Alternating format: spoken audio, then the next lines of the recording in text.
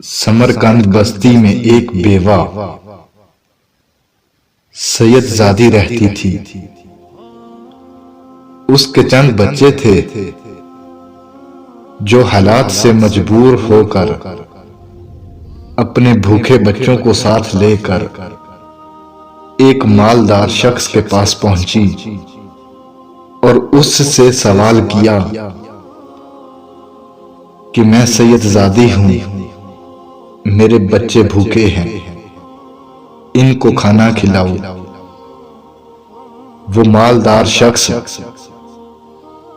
جو دولت کے نشے میں مگن تھا اور نام کا ایک مسلمان تھا، کہنے لگا، تم اگر واقعہ سید زادی ہو تو مجھے کوئی دلیل پیش کرو، مجھے کوئی ثبوت دو۔ وہ سید زادی بولی، میں ایک غریب بیوہ ہوں، میری زبان پر اعتبار کرو کہ میں سید زادی ہوں، اور میں کیا دلیل پیش کروں، کیا ثبوت دوں۔ وہ مالدار شخص جو نام کا مسلمان تھا بولا، میں تمہاری زبان پر یقین نہیں کر سکتا، اگر کوئی دلیل ہے، کوئی ثبوت ہے تو پیش کرو ورنہ جاؤ۔ وہ سید زادی دل برداشتہ ہو کر اپنے بچوں کو لے کر رنجیدہ واپس چلی گئی۔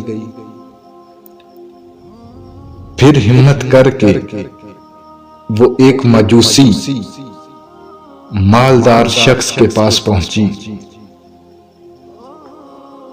اور اپنا قصہ بیان کیا۔ وہ مجوسی بولا، اے سید زادی، میں مسلمان تو نہیں ہوں، مگر تمہاری سید زادی ہونے کی قدر کرتا ہوں، آؤ میرے ساتھ،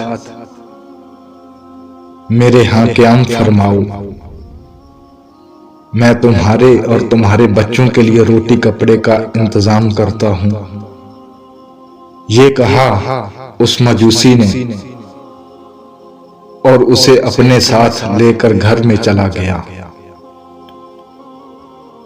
اس سید زادی کے بچوں کو کھانا کھلایا اور ان کی بڑی خدمت کی۔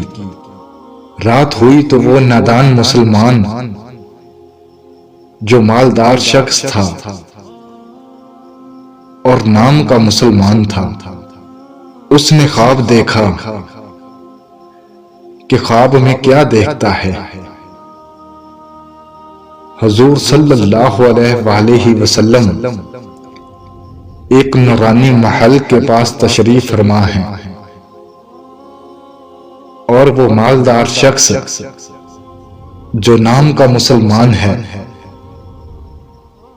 رسول اللہ صلی اللہ علیہ وآلہ وسلم سے عرض کرتا ہے، اے اللہ کے رسول، یہ نورانی محل کس کا ہے؟ حضور صلی اللہ علیہ وآلہ وسلم نے فرمایا، یہ مسلمان کے لیے ہے۔ وہ مالدار شخص بولا جو نام کا مسلمان تھا، حضور میں بھی تو مسلمان ہوں، یہ مجھے عطا فرما دیں۔ حضور صلی اللہ علیہ وآلہ وسلم نے فرمایا، اگر تو مسلمان ہے